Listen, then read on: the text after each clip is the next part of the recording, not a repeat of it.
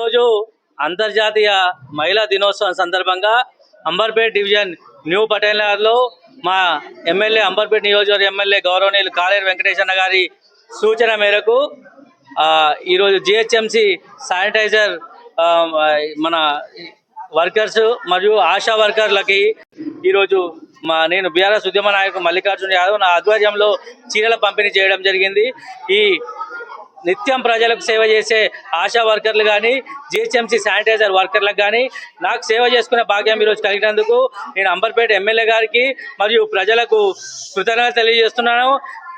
ఇదే విధంగా మహిళలను గౌరవించుకుంటూ నిత్యం ఏదైతే ప్రజలకు సేవ చేసే జిహెచ్ఎంసీ వర్కర్లకు కానీ ఆశా వర్కర్లకు కానీ ప్రజలు రుణపడి ఉంటారు. మేము కూడా మా తరఫున సంపూర్ణంగా వాళ్ళకి మద్దతు తెలియజేస్తాం. ఈరోజు ఆశా వర్కర్లకి వివిధ సమస్యలు వాళ్ళు తెలియజేసారు.